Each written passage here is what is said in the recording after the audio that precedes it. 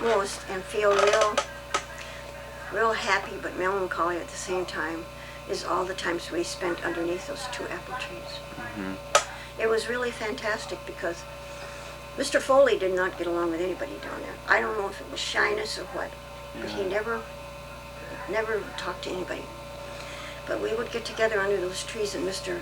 Fraser would come over, big smile on his face. By the way, Tony Fraser came from Austria, and his wife came from Zurich, Switzerland, and they lived in this house that's there now.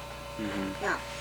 But he would come across the creek and say, Nellie, play Red Wing, because I love that, you know. Yeah. And pretty soon here comes Frank Morrison, and he'd get up and dance, so help me, he just couldn't sit still.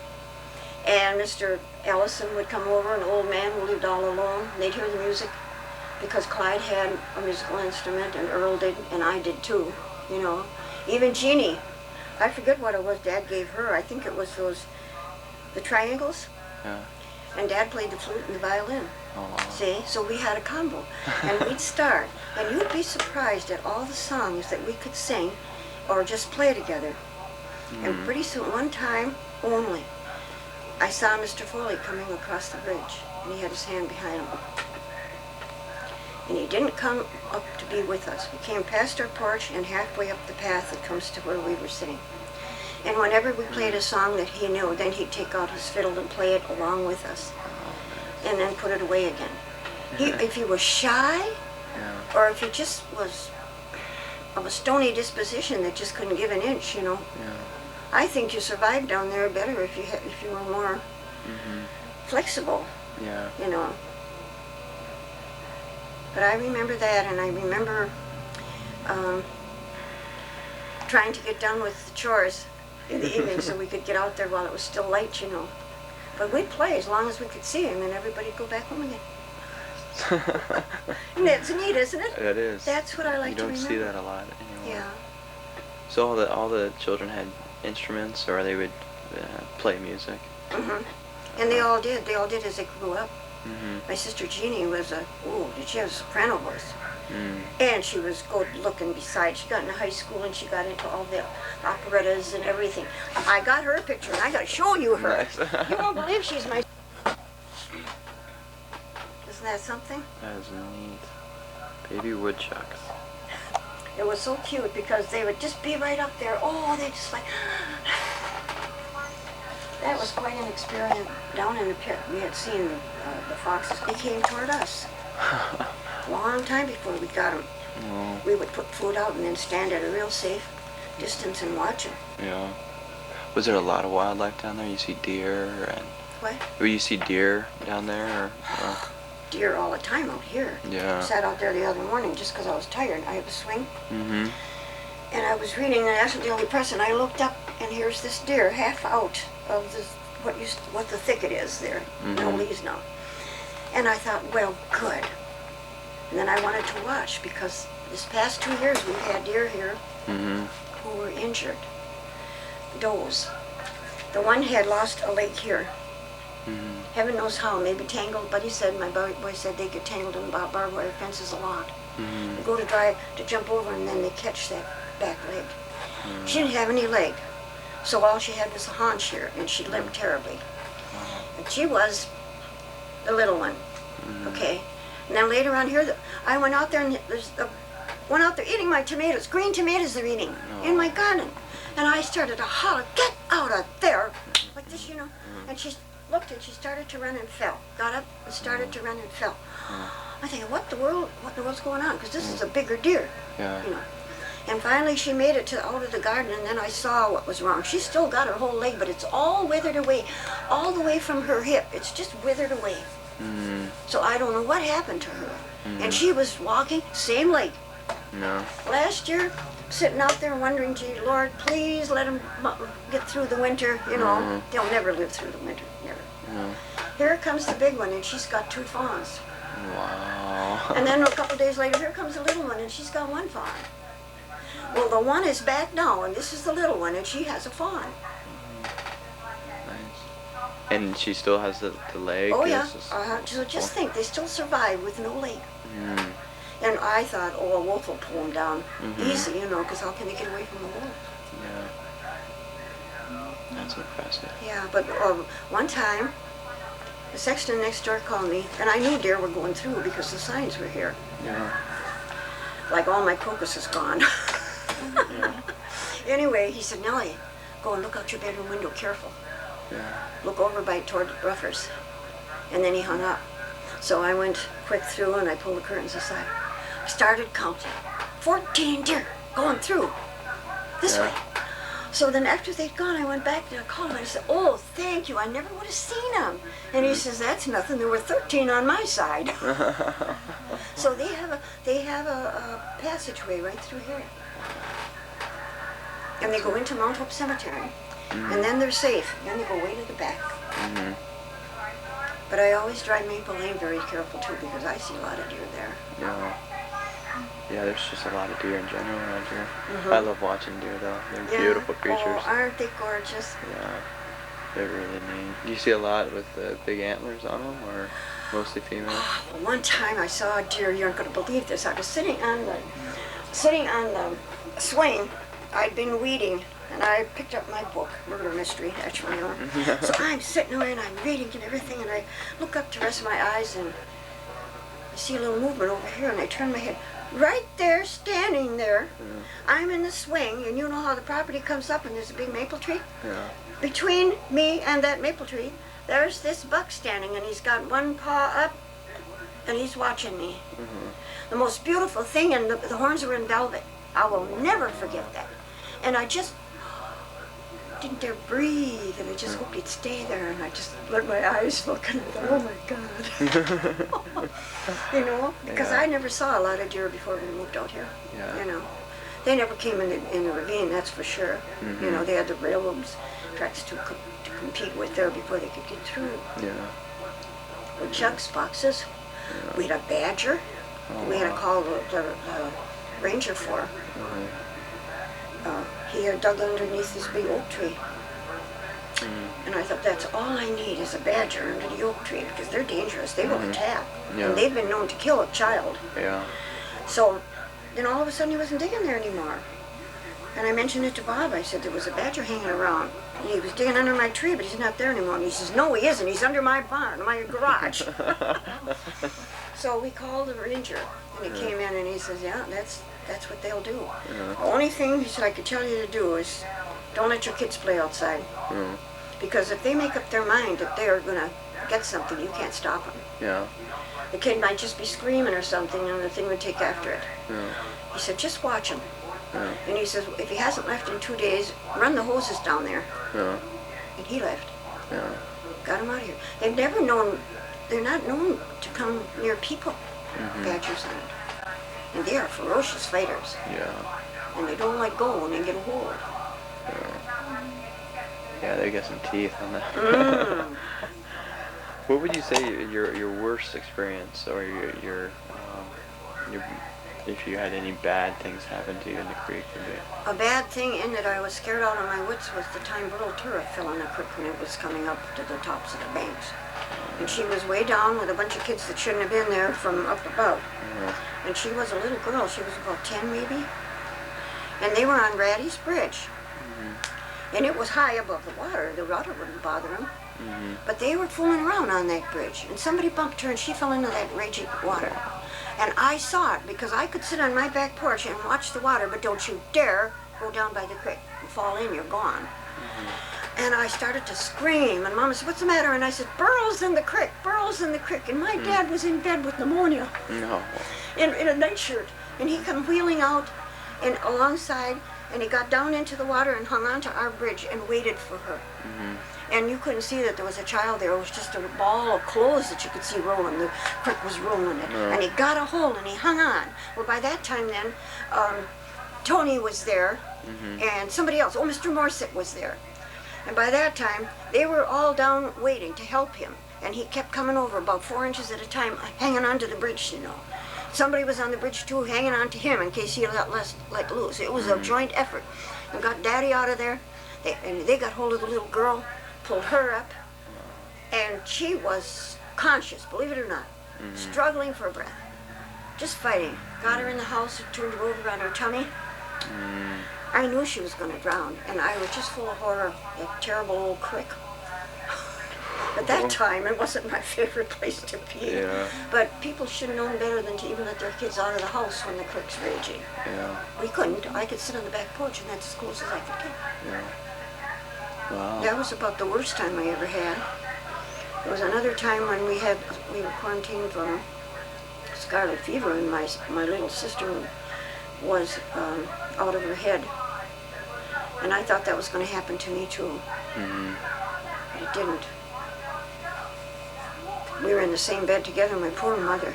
4 kids with scarlet fever. Did they all get better from it? Oh yeah, all recovered. Earl wound up with bad hearing though from it. Real bad hearing. But nowadays that wasn't so bad, you know. Because you have a hearing aid that's very, very good. Yeah. But otherwise I don't remember anything really bad. How many total years did you live by the creek? Them? Yeah. Well, you would say they were there from, say, 1918 until the flood. And that was 1946. So that's a long time. And we probably still have somebody down there. You know, you always have somebody in the family that's kind of hard up and looking for a place to stay until things got better, you know. Because that's what Eddie did. My brother Ed moved into Morset's house until they could find a better place, he and his wife. And Rita Ray was born while they lived there.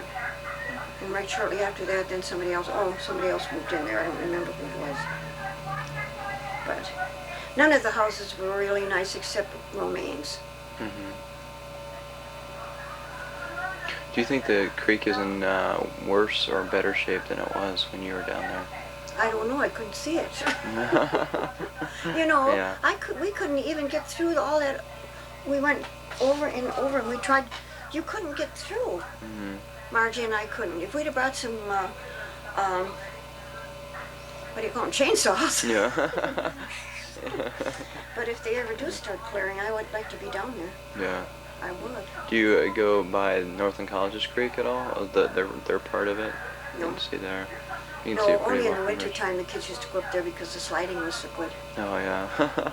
There's some great hills I used over to there. take my kids there too. From the farm we'd go over there. Did you used to go sledding on any of the hills by the creek? By the Yeah. creek, yes. We had good sliding right there, right at our back door. Because, like I told you, you come down the hill and you go here. 9th Avenue went just like that. Of course, it was a pathway. It wasn't like a street uptown, you know. Cars could run on it, but it was bumpety. But in the wintertime, oh, this was a dandy hill. Came right down by our pump and right out and into the creek. And then we had skis. We had nothing like you got now. They were just a strap and you stuck your feet in them. And we got pretty adept at those. And one time, one of the Foley boys, who was a big bully, came over there and was making fun of our skiing. You know how to ski. You know the first thing about skiing. You look stupid, he was saying. I could do better than that anytime. So Earl said, here, you can use my skis. And he gave them to him and smiled at him. And then we stood on the sidelines and watched, and he didn't know what Earl was up to. What he didn't know was, he knew that was his mother's pasture. He should have known it. Across the foot there was barbed wire. But the snow was over it. And we knew enough, and we're going down like this. We come to that, we go like this, see, and we get the foot over. He didn't, boy, he really looked good until he hit that. And he got up and he left, and he never came back and bothered us anymore. That's neat. I've got one last question in here. The railroads. Do you believe that the flood wouldn't have been so bad if some of the tussles and stuff in the railroads weren't made the way they were?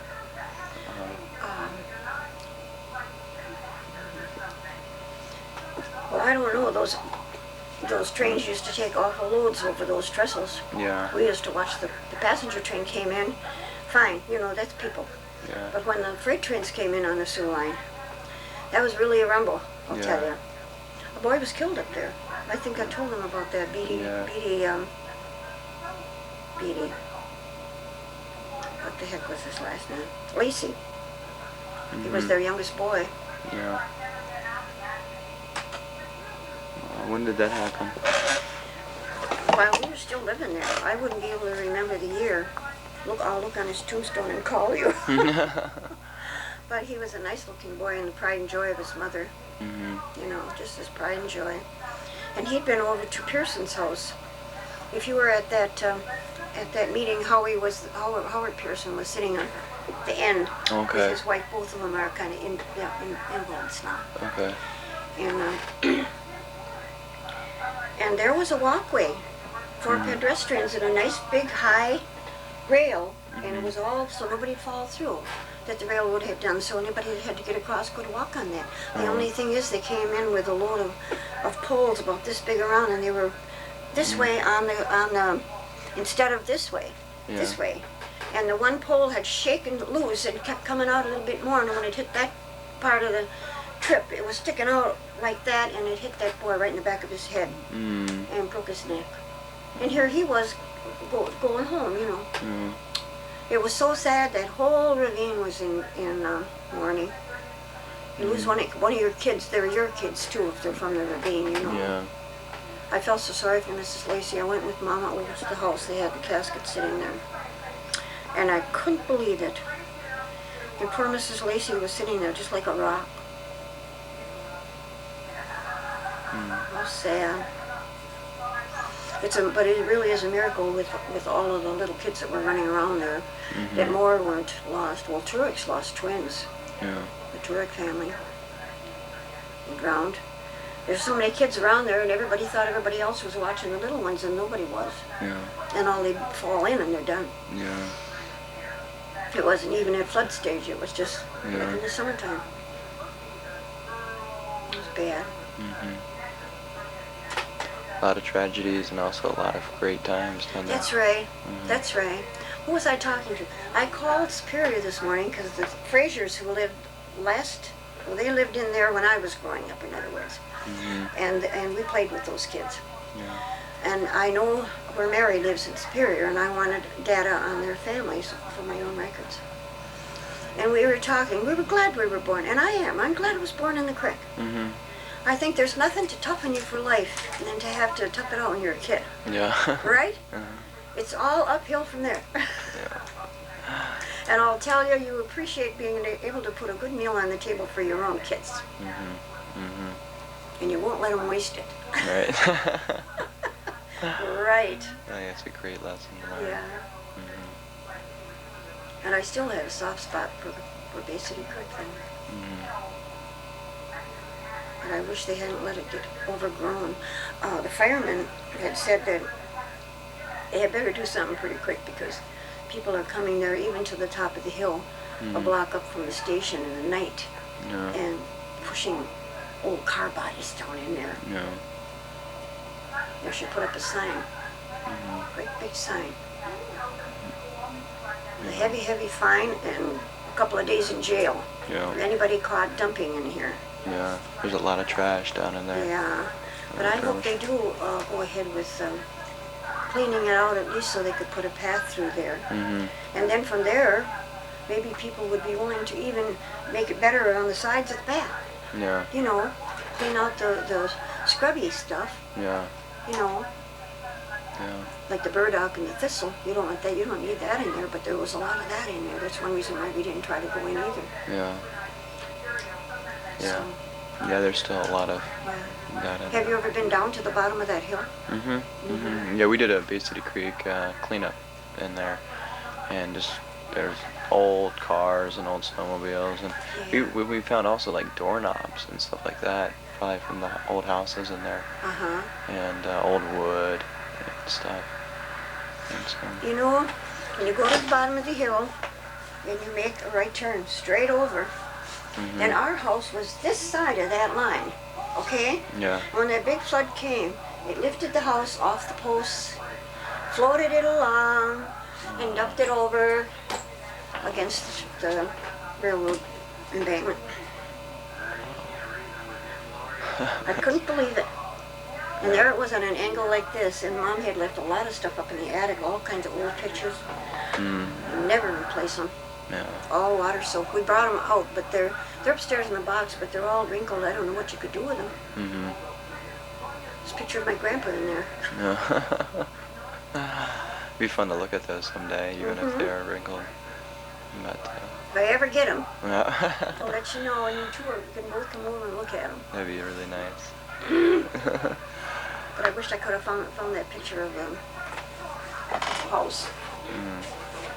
Because that isn't it. I've got photographs all over, because what I am doing is going back in my boxes that I've got from way back when I was first married even. You move, you don't want to throw that stuff away, you might need it, put it in a box, take it with you. Yeah. Yeah, you know. Yeah. And then you don't open So- it for a while. Yeah. It's up there. Yeah. So I bring down a box at a time and sit down and go through the whole thing. And you'd be surprised at the fantastic pictures that I found. Like the picture of Jeannie, I didn't even know I had it. Yeah. Yeah, she was 17 then. Isn't that pretty though? Yeah. And now she's a great grandma. Great grandma. Wow. Yeah. And just as pretty to me. She's my favorite out of the whole family. Nice. So, Well, thank you so much for letting us over here. And, oh, and thanks for coming. This was very Really great. enjoyable. I just want to listen to all your stories.